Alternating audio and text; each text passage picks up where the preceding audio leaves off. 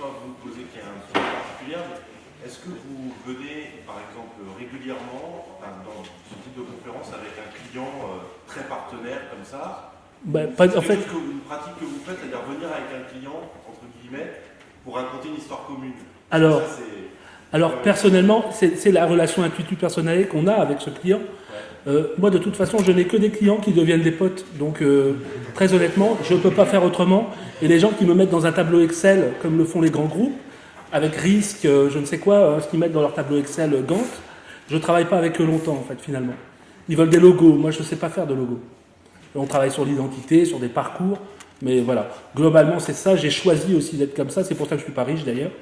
Et voilà, je viens au maximum avec des clients qui sont des partenaires, des amis parfois.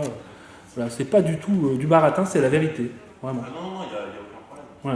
Mais je demandais si vous le faisiez avec d'autres typologies. Ah, moi je fais pas beaucoup de conférences non plus. Peut-être d'autres, je sais pas. Les étudiants de 4e, 5e qui cherchent un job. J'ai une autre petite question Oui. là qui est purement technique.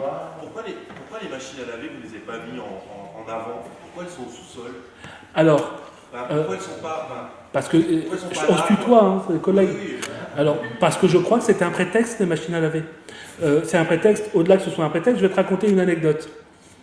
Il y a une dame qui s'appelle Yamina, qui vient me voir parce qu'elle croyait que je allais pouvoir parler l'arabe avec elle. Je lui ai dit qu'il fallait qu'on parle français parce qu'il y avait des gens qui parlaient français autour de nous. C'est hors de question de rentrer dans ces choses-là.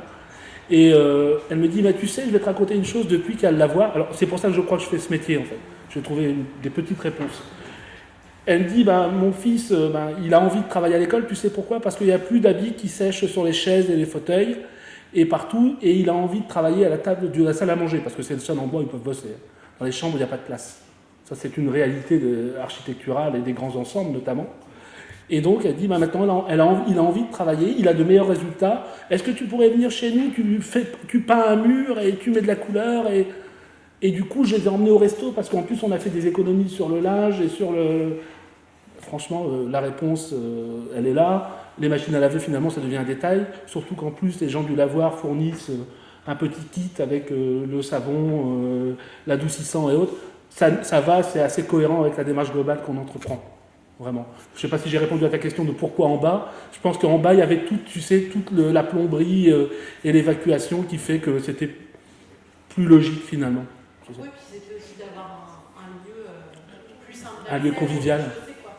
Non, mais c'est juste sémantiquement. C'est-à-dire, il y a un logo qui est une machine à laver le linge, un hublot de machine à laver le linge, et je ne vois pas dans l'image qui est présentée une machine à laver le linge. C'est un prétexte fonctionnel, c'est-à-dire. Exactement, et ils trouvent à laver leur linge, et en haut, il y a un espace convivial, et les enfants s'amusent parce qu'il y a des coins pour les gosses.